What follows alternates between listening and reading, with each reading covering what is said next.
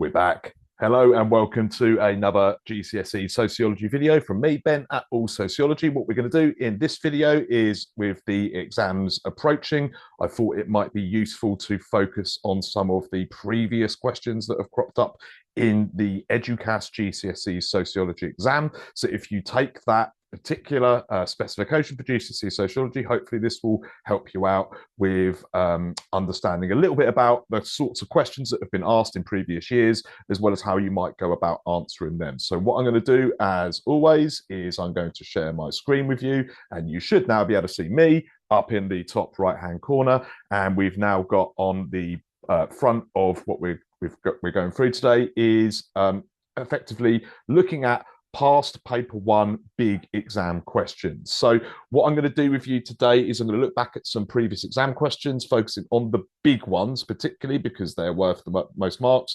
We're going to look at kind of how the paper is comprised, where those particularly big questions crop up, as well as looking at some ways in which you might be able to answer some of the questions that have cropped up in the last few years. Now, I can't go through the stuff from last year with you from 2024 because that's not yet in the public domain. So I'm going to go back through everything from 2023, 2022, and 2021. So I'm hoping that we'll be here for about half an hour, maybe 40 minutes going through these questions. But let's start by thinking about how this paper is made up. You saw the exam paper one on the screen a moment ago. On the front of it, you will see that there is this box that says for examiners use only, and it looks like you've got 6 questions. In actual fact, there's way more than 6 questions. These are more like sort of, I refer to them as sections rather than questions, because all of those questions are split into sort of A, B, C, D categories and stuff like that. So there is a lot more than just 6 questions. But let's go through kind of how the exam paper is actually made up for GCSE Eduqas paper 1. You will see that questions, or sections 1, 2, and 3 are made up of 23 marks, a 4-mark 9 mark for question 2, 10 marks in question 3, and they're all comprised of 1, 2, and 4-mark questions, and they're all based on what we call key concepts and processes, which most probably is going to be the stuff that you covered at the start of your GCSE Sociology course, but we're not particularly interested in that today. What we are interested in is section 4, which is on families and households. This is made up of 29 marks. There are 4 questions in it. There's a 2-mark question, a 4-mark question, an 8-mark question, and a 15-mark question. You've then got section number 5, which is education. This one's made up of 30 marks, including a 2, a 5-mark, an 8-mark, and a 15-mark question. And then at the end there, you've got a section worth 18 marks total on research methods, and that includes a 2-mark question, a 4-mark question, and a 12-mark question.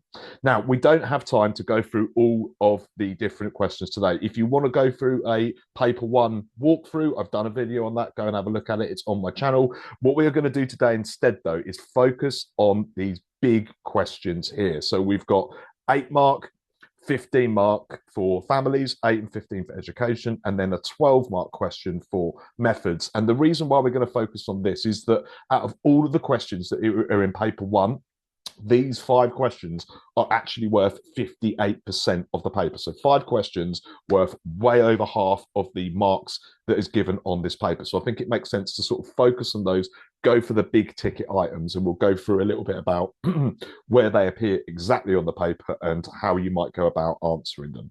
So we're going to focus, as I say, on 8-mark questions. You will get one of these in the families section, which will be question 4C. You'll get one of these in the education section. That will be question 5C. How do you go about answering? What's like the kind of expected ideal answer structure for these? Ultimately, you want 2 paragraphs. Each of those paragraphs should focus on a completely different point. You don't need an introduction. You don't need a conclusion. I mean, you can put them in if you want, but I don't think you're going to get any marks for them. The main aim of this is giving 2 particular things. And indeed, the question format, it might not actually say this, but what they really want you to do is explain 2 things. And it will be 2 reasons, 2 factors, 2 changes, whatever it might be. And you'll get one of those for families, you'll get one of those for education. Now, as I say, it will say somewhere in the guidance you should explore at least 2 things. My suggestion would be do 2 things really well rather than doing 3 in less detail, because they're only going to mark the 2 best ones that you give. So do 2 in a decent amount of detail for that. 15-mark questions. These are obviously worth the most amount of marks. They're the highest weighted questions on paper one. You get one of these in the family section. That will be question 4C, and you get one in the education section. That will be question 5. Sorry, I said 4C, didn't I? 4D and education section, your 15-marker will be question 5D in that one. Now, your structure for this is different for the 8-marker. It's worth basically twice as many marks. You need to put in a short introduction. With this one, you need to have 3 paragraphs. You need to include some evaluation in there. So some criticism, some howevers, those kind of things, and a conclusion as well. You can write the best darn question answer to a 15-marker. If you don't put a conclusion in, you probably won't get full marks. So that conclusion and that structure is really important to follow. Now, the question format will be something along the lines of, you'll be given a statement and you'll be asked, do you agree with this view, or to what extent do you agree with this? Now, with that question, excuse me, they're not really bothered about whether you agree personally or not. That's not important. What is important is what the sociologists say, what the theories say, what different explanations are there that might agree with that view rather than your specific view. So no shade on you, but they're not really interested in what you think. They're interested in what you know and how you can apply different sociological arguments to those questions. The other way in which those questions might be phrased is you're asked to discuss something instead. But ultimately, the format, the way you answer that question remains the same. Introduction, 3 paragraphs with some evaluation and a conclusion at the end. Now, you get some 12-mark questions, or one 12-mark question, should I say. It's only one 12-mark question. This is on the research methods section. This will be question 6C. And for this one, your structure, it looks more than it actually is. You do need an introduction for this. You need 4 kind of shorter paragraphs for this. And then you need a conclusion as well, ideally. So your paragraphs for these ones don't need to be as long as the ones you're going to do for your 15 markers, but you do want to try and get 4 different points in if you can, because what you're going to be asked to do is it will basically ask you to discuss the strengths and weaknesses of a particular research method. And ideally, what you want to try and do with your 4 paragraphs is have 2 strengths and 2 weaknesses. That will give you a nice balanced argument and top and tail it with an introduction and a conclusion. So hopefully that kind of makes a little bit of sense about how many of these questions there are, whereabouts they appear in the paper, what kind of structure you need to use to answer them to get the highest amount of marks, and also the sort of format, the ways in which these questions will be asked. So what we're going to do is we're going to have a bit of a look through some past paper questions of these 8-mark, 15 and 12-mark questions. The aim of this is not to spend loads and loads of time explaining how you'd answer them, but I am going to give you a kind of an overview as to stuff you might be able to talk about if you were to get this sort of similar question. But remember, these have come up in past papers. So we'll start with the 8-mark questions for families. As I mentioned, you need to give 2 reasons for these. Let's have a look at what cropped up in 2023. The question, 8-mark question on families, was explain why couples are getting married at a later age in the UK. Now, if you are particularly feeling like you want to do a little bit of revision, you might want to pause the video now and have a think for yourself how you might go about answering that. What 2 things could you say that might explain why people wait until a later age to get married? If you don't, I'll just tell you what I might have written as a response to that. Now, I'm not going to go through this in loads and loads of details, but there's a bunch of different factors that you might use to explain why people get married later in life today. And with these sorts of questions, if you ever get a question about why it's asking about something today, always make comparisons to the past, because that will allow you to talk about things in a little bit more detail, making some comparison and really applying your argument. So for me, you might talk about something like the changing role of women. What we mean by this is that women nowadays go out to work, they have jobs, like they will earn their own money, they are financially independent. This compares to in the past when, generally speaking, not many women did work, particularly if we go back, say, 60, 70 years ago. In fact, it was the case that in the 1950s, only 1 in 5 women actually had a job. Today, it's about 75% of all women do work in some way, shape, or form. What's that got to do with marriage? Well, in the olden days, women used to get married for financial stability, to basically be kept financially by their husbands. Today, because women's roles have changed, women don't need to get married in order to have financial stability. You might include with this some arguments from the likes of people like Sue Sharp and her study between girls' aspirations between the 1970s, where they wanted to get married and settle down and have kids, versus in the 1990s, where girls wanted to get an education, get a career, and go out and earn their own money. You might also bring in some policies to support the ways in which the changing role of women in work has changed. So, for example, things like the Equal Pay Act of 1970. You could also talk about secularization with this question. So secularization is the decline of importance in religion in society. How does this affect marriage? Well, in the olden days, again, we're going to compare to the past, when people were more religious generally, there was this sense that you should get married before you live together or have children. Now, because fewer people are religious, that kind of religious stigma has kind of washed away a little bit. And so there isn't this sense that you should get married first before living together or having kids. In fact, it's very, very common today for people to cohabit more or have children outside of wedlock. And indeed, the idea that people cohabit first before they go on to get married is another reason you might use for this as well. So, for instance, having this stage of cohabitation, living together without being married before getting married, or perhaps not getting married at all, whereas in the olden days, that stage of cohabitation didn't really exist because there was that stigma about living together without being married. The other thing you might say with this as well is just that there's simply more remarriages. So people who have been married once before, then divorced, and then get married, they're obviously going to be getting married again at a later age and later date in their life. As a result, this pushes marriage, the age of marriage is much, much older. And indeed, today we're looking at really kind of age 30 and above for marriages, whereas you go back about 50, 60 years ago, the age would have definitely been in the 20s, the age at which people would get married. So hopefully that gives you a few ideas. I'm not going to spend as long going over some of these other ones, because basically we're going to recycle a lot of those reasons depending on what question we get. So in 2022, the question was, 8-mark question on families, explain why more couples are choosing to cohabit in contemporary UK. Contemporary UK is just like present day. Cohabit means living together without being married. How can we explain this? We're going to basically use the same factors and same social reasons again, but we need to recycle those and apply them to why people cohabit, rather necessarily than getting married straight away. So the changing role of women I went through earlier on, the idea being that women do not these days need to marry for financial stability because they have their own jobs, they've got financial independence. We can talk about secularization, so the decline of importance of religion. So the idea being that in the olden days, it was expected because people were religious that you should get married and then live together. Whereas today, it's kind of the other way around. People cohabit often as a form of trial marriage. So seeing out and trying out whether you actually can live with somebody before you choose to devote your whole entire life to them. Another reason might even just be purely and simply the idea that people cohabit instead of getting married because they are choosing to avoid wedding costs. So the average cost of a wedding is something around £30,000 in the UK. Of course, some are more, some are less, but that's a huge amount of money, and that sort of money might be spent better, for instance, some people might think, on putting a deposit down for a house or just dealing with the current cost of living crisis in the UK. 2021, slightly different question. So we're going to sort of think about how we might use some different explanations for this. The question, the 8-mark question, families, was explain why the roles of women and men in the family are changing.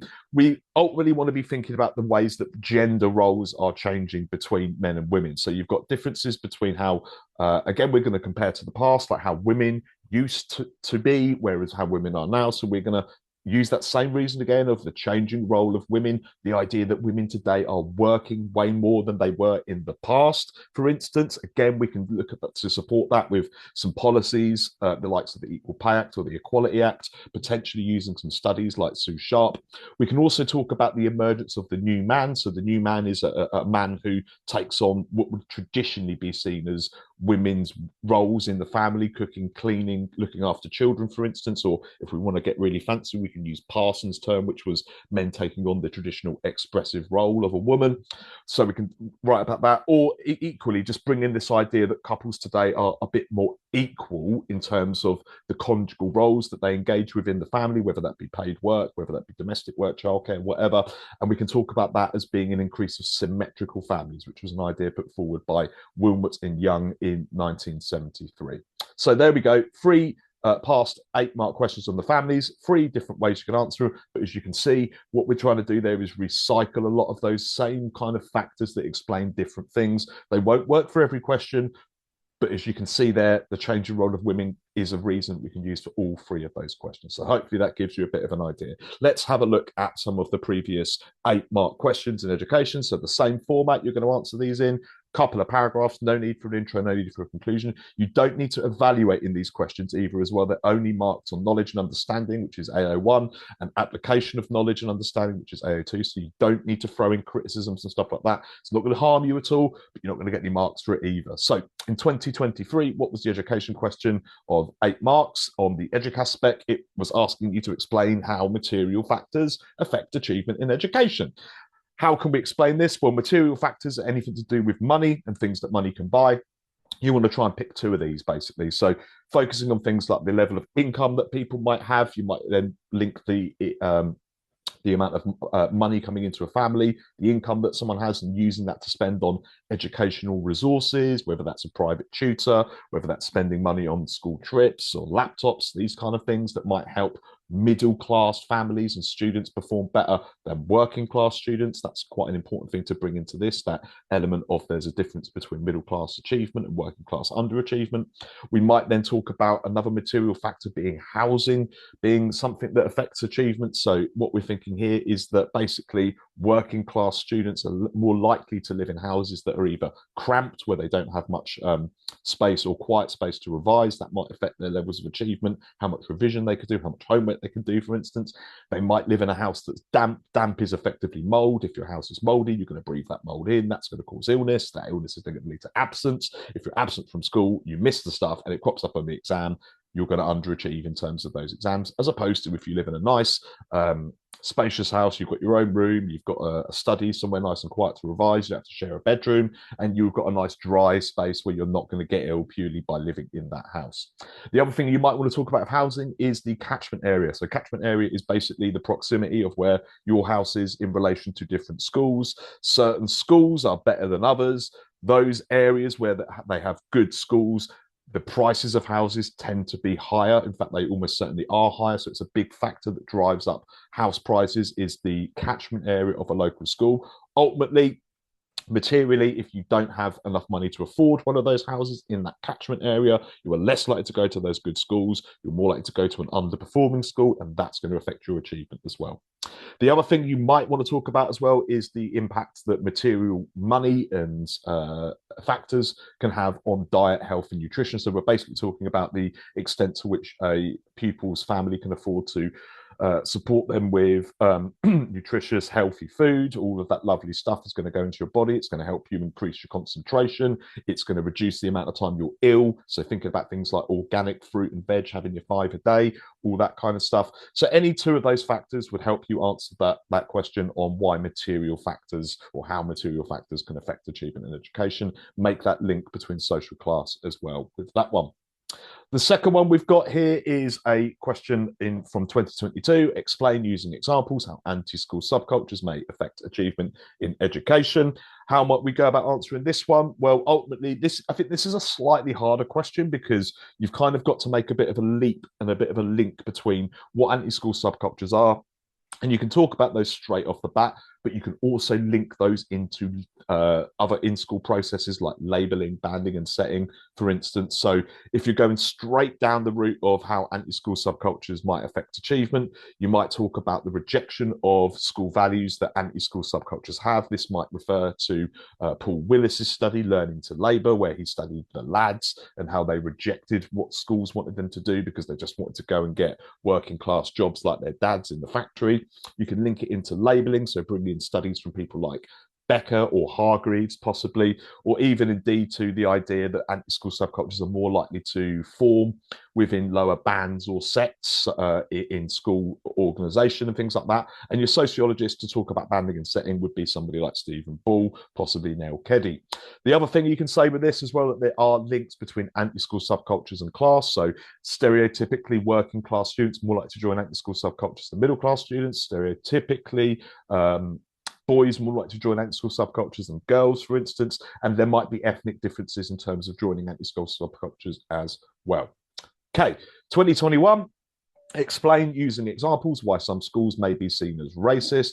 This question is specifically looking for you to talk about ethnicity. So we need to give 2 reasons and some examples why schools might be seen as racist. We can basically focus on the idea that there might be racist teachers. That might lead to racist labeling and stereotyping of certain groups. That could then lead to a self-fulfilling prophecy. So all of these ideas coming from somebody like Howard Becker and the Interactionist, for instance. We could indeed talk about, again, banding and setting and the way in which certain ethnic groups might be forced into or pushed into by their teachers' judgments into lower bands and sets. Again, we might use Stephen Ball for that. But we've got some really nice, very specific reasons why schools might be seen as racist, most notably institutional racism. Institutional racism is not just individual racism, it's where the entire policies, procedures, and culture of an organization, in this case schools, are considered to be racist. And one way we might talk about this is potentially through looking at the role of the ethnocentric curriculum. So the ethnocentric curriculum is the idea that the curriculum might be irrelevant to certain ethnic groups because it focuses purely on one ethnic background, most commonly white British. So, for instance, in terms of subjects like history or literature, and a sociologist you might bring in to talk about institutional racism might be somebody like David Gilbourne. Okay, so there we go. We've gone through all of the 8-mark questions from the last, well, not the last, but the 3 previous years of exams. Hopefully that will make sense. I should say as well, if you need any help with this, if you're not sure, if you want me to go over anything, drop me a comment in the comments underneath the video and I'll do my level best to get back to you as quickly as I can. I'm going to bring up the 15-mark questions while I have a quick sip of coffee. That's lovely. 15-mark questions. So as a recap, these questions are worth the most amount of marks in any of your GCSE Sociology Eduqas papers. You need to have a quick introduction. Don't spend long on the introduction, but you need to give 3 paragraphs or 3 reasons or 3 factors with some evaluation in it. So there's a big difference from the 8 markers where you don't need that. And you need to finish them off with a conclusion as well if you can. So in 2023, what was the question that cropped up on the families section? It was this: the nuclear family with 2 parents of the opposite sex is the best type of family. Do you agree with this view? Now, remember, the exam board, in the nicest possible way, they don't care whether you personally agree with that view. What they want for you to do is to say what are the sociological arguments that agree with that and disagree with that view. So you need 3 different things you can say in this, 3 paragraphs. That's 3. That's a bit better, isn't it? 3 different paragraphs. Now, ultimately, this is a theory-based question, in my particular opinion. Ultimately, what you want to try and do is pick two theories that might agree with this view and 1 that disagrees, or you could do it the other way around: 2 theories that disagree and 1 theory that agrees. Ultimately, which theories agree that nuclear families are the best or useful types of families? That's your functionalism and your new right. So very briefly, you want to use a sociologist to support your arguments with this. So for functionalism, you might just go and talk about the fact that Parsons would argue that nuclear families have 2 irreducible functions: the primary socialization of children and the stabilization of adult personalities, aka the warm bath idea. Parsons also says that nuclear families have 2 parents of opposite sexes. Both of those parents play particular roles and functions. So you've got the instrumental role of the father going out and earning the money, and you've got the expressive role of the mother staying at home, socializing the kids and ensuring that the family acts as a nice, warm bath. There you go. Bit of functionalism. Bring in some new right. The new right absolutely love nuclear families. They think they're like the bedrock of society. It's a very similar view to functionists, but they're more extreme. So the sociologist you want to bring in with this would be somebody like Charles Murray. And you might also argue with Murray that he absolutely detests lone parent families. And the reason is because lone parent families, in his view, are a drain on society. They don't contribute anything. And that ultimately they create what he calls a dependency culture and an underclass in terms of claiming benefits and not really putting in to the economy and society through things working and paying tax and those kind of things. Theories that disagree, your best example here probably is feminism, really, because you can use a whole host of feminist arguments to say why nuclear families might be patriarchal and male-dominated. We want to try and bring in a sociologist, so you're thinking about somebody like Anne Oakley and the idea that women undertake a dual burden in nuclear families of both paid work and domestic work. You could equally talk about somebody like Sylvia Walby, where she argues that nuclear families are like a breeding ground of domestic abuse and domestic violence, or any other feminist argument you want to bring in there that would say that nuclear families aren't particularly good or helpful for women. Particularly with Marxists, they really, I suppose it's a harder argument to make, but Marxists are going to say basically that nuclear families aren't particularly good because they help contribute towards capitalism, whether that be through acting as like a unit of consumption and buying stuff, or whether indeed it's a way to kind of control and socialize the next generation of workers. But remember, with these questions, you do want to try and include some evaluation. So try and think about some alternatives to those different theories and why perhaps what some of the problems with those theories might be. Okay, so looking at 2022, this is a different type of question. Changes in norms and values are the main reason for changes in the divorce rate. Do you agree with this view? Again, this type of question here isn't really looking at a theories question. This is more about looking at social factors. Now, earlier on, we mentioned that there's a whole bunch of stuff that might explain changes in family patterns over the last sort of 60 years or so. And again, you want to be recycling some of this stuff here again, but you want to be applying it specifically to the increased generally rate of divorce over the last sort of 60 years or so.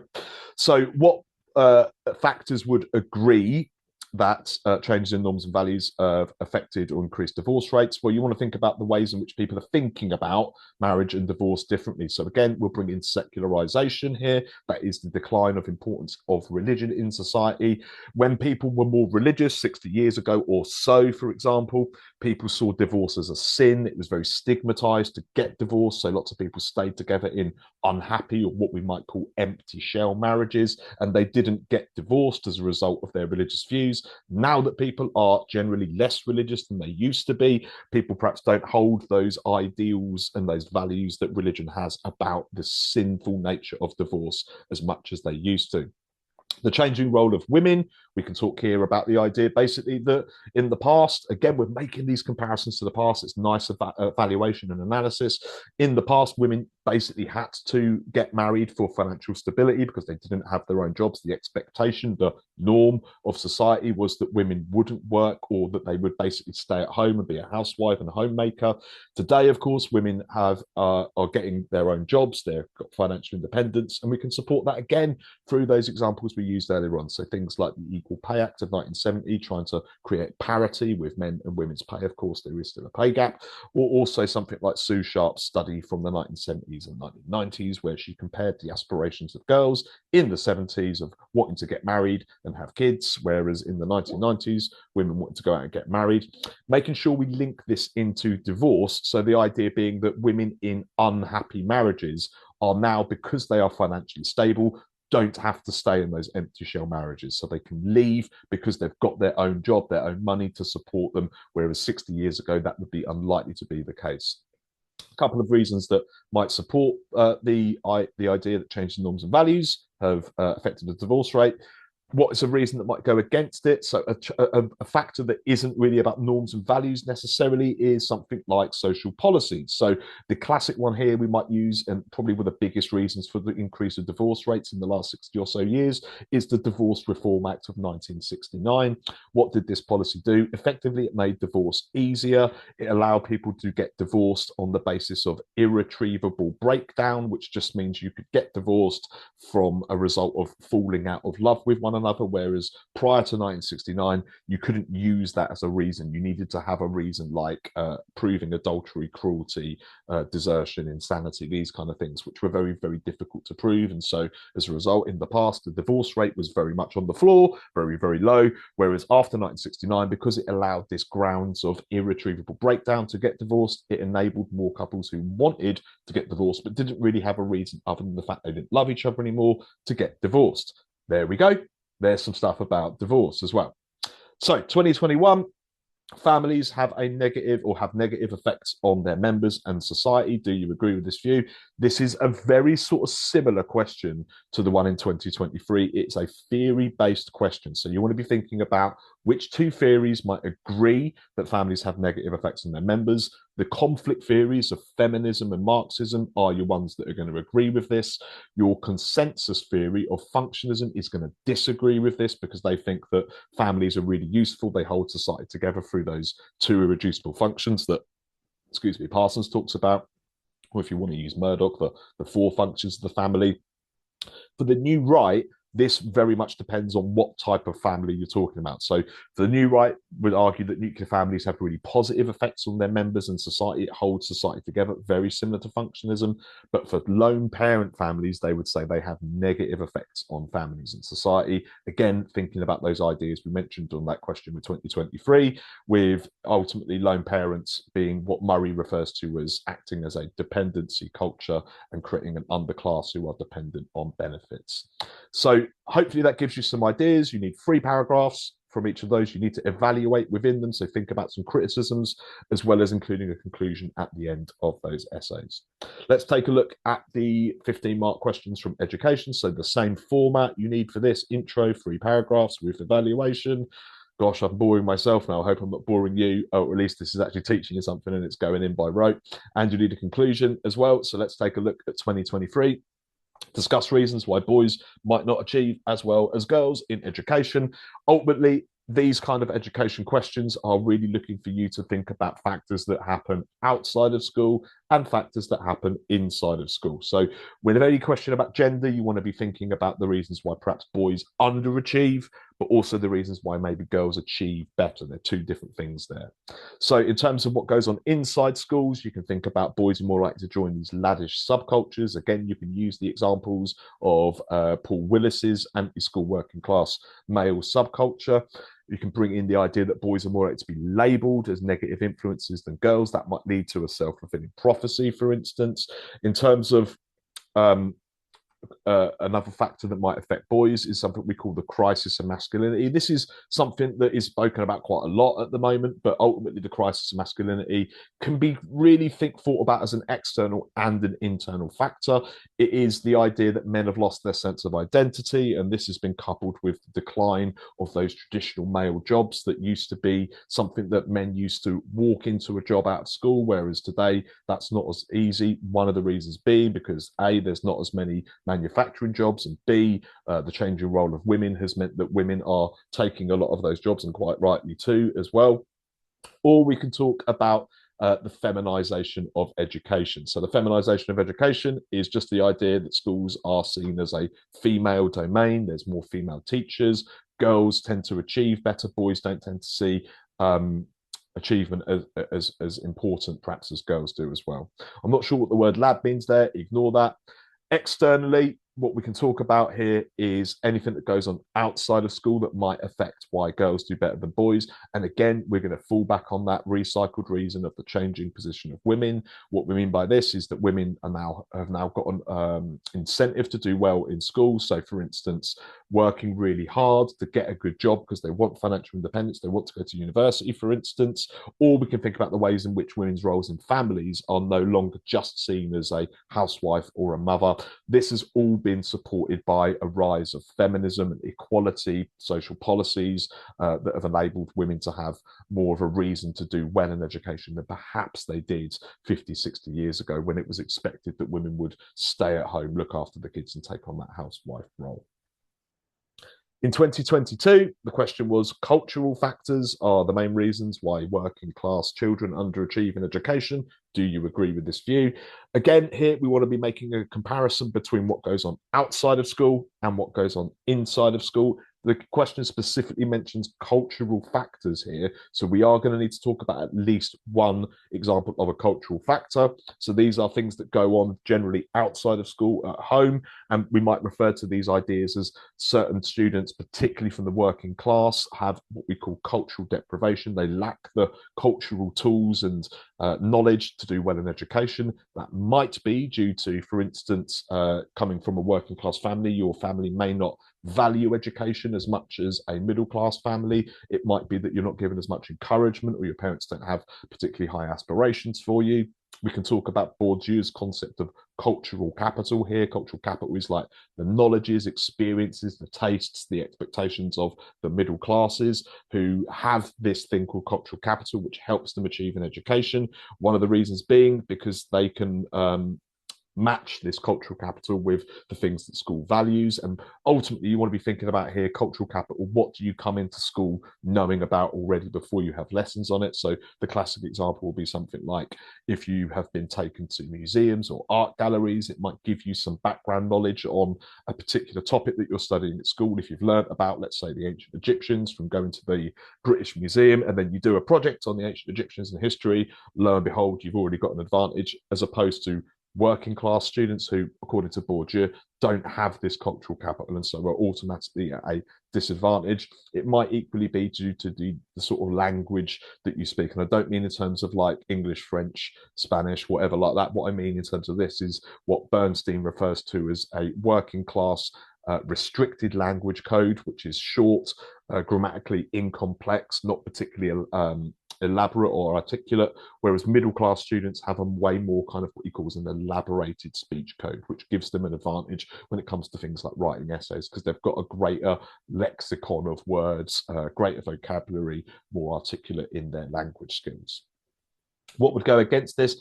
Any other factors that aren't cultural. So it might be external material factors. We spoke about some of these earlier on in terms of income or housing, for instance, or it might be stuff that goes on inside of school. And again, we want to be making that reference to social class again. So you might talk about the fact that working class students are more likely to be labelled as underachievers. We can bring in Becker's work here, where working class students are less likely to be seen as an ideal pupil.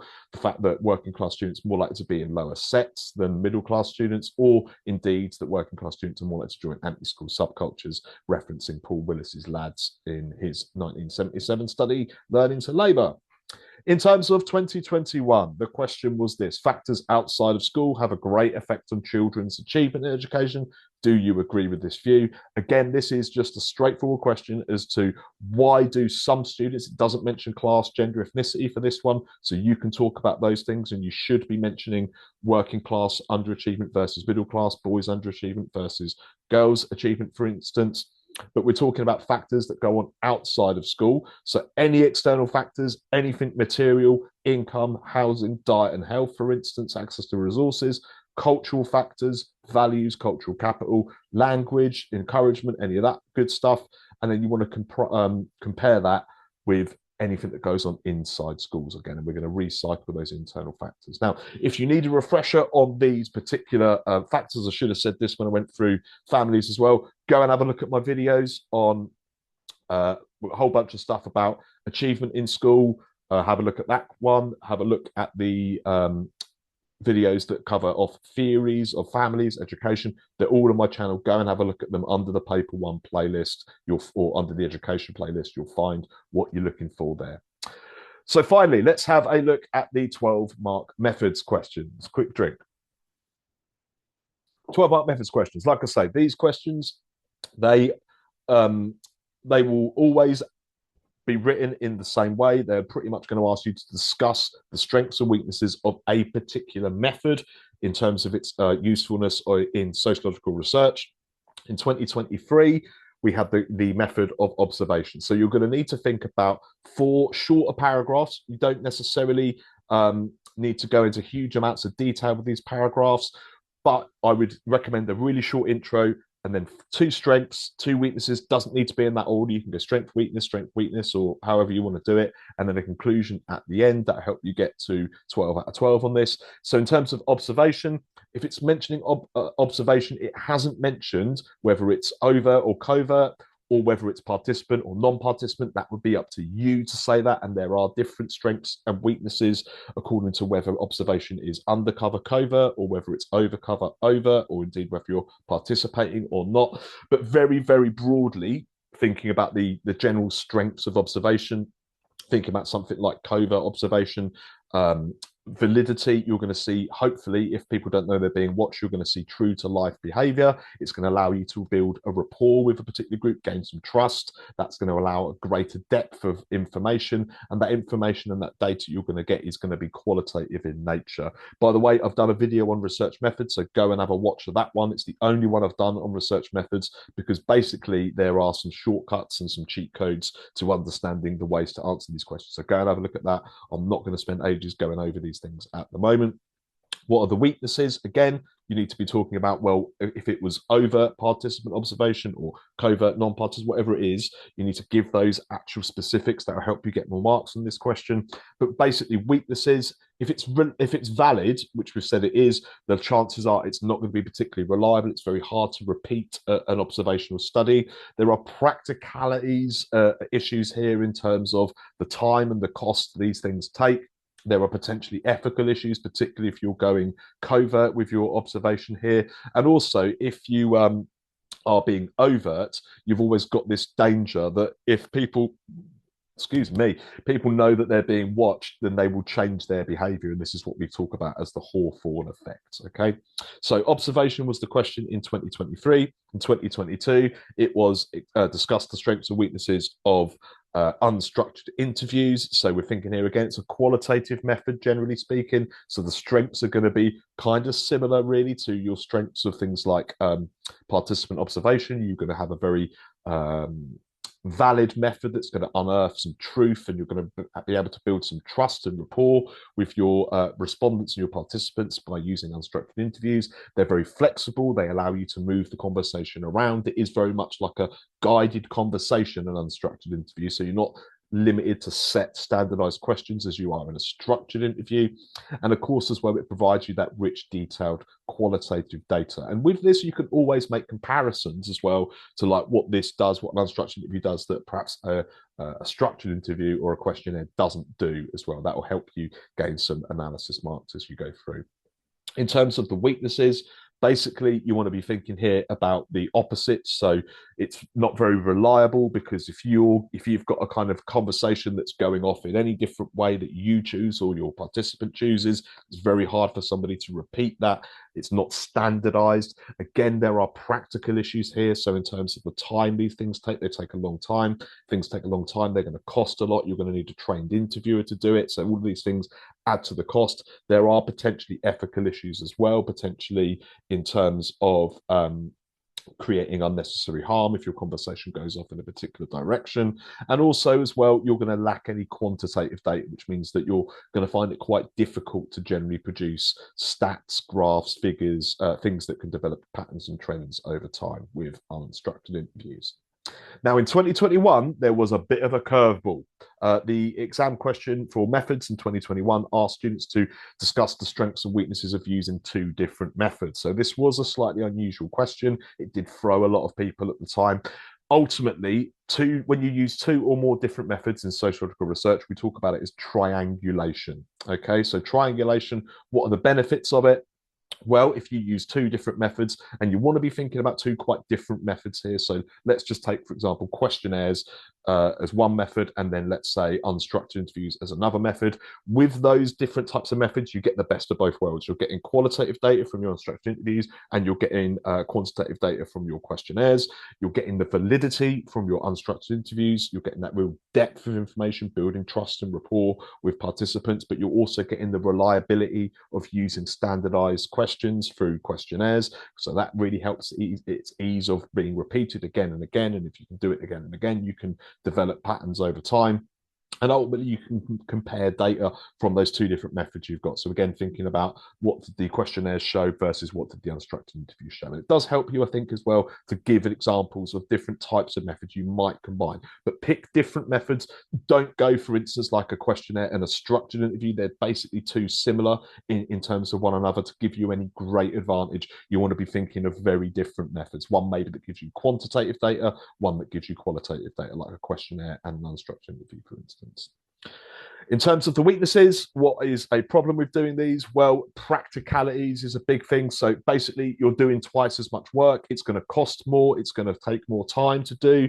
You might also find ultimately that you get contradictory, different information and findings from different research methods that you use as well. So there might be some difficulties in terms of actually analyzing your data. But ultimately, I think the big problems with this is it's going to cost a lot more money, and it's going to take a lot more time. So I want to try and wrap up where we are now, because I've been banging on for far too long. I wanted to try and keep this to half an hour. I haven't done that, but hopefully over the course of this video, what we've done is given you a bit of an overview as to those big questions on exam paper 1.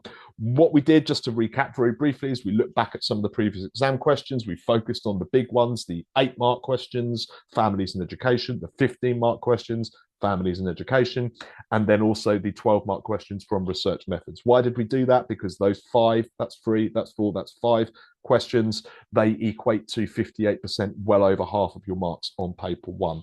We talked about the past questions that have come up in 3 previous years, 2023, 2022, 2021. We looked at ways in which you could answer them, and we also considered about what the structure of those answers should be and the format that the questions would come in. So I'm going to hold this. I'm going to come back very, very quickly. There we go.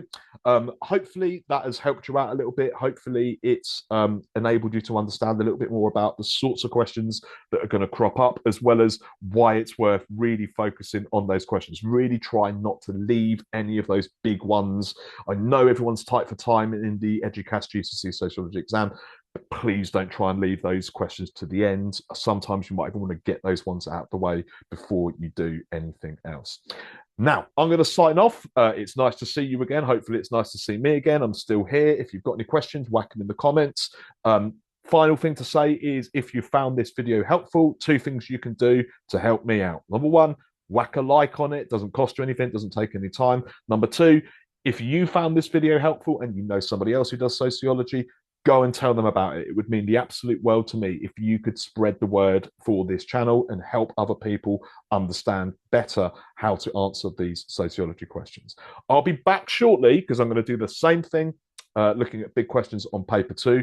But until then, you take it easy and good luck with your studies. I'll see you again next time. Take care. Bye-bye.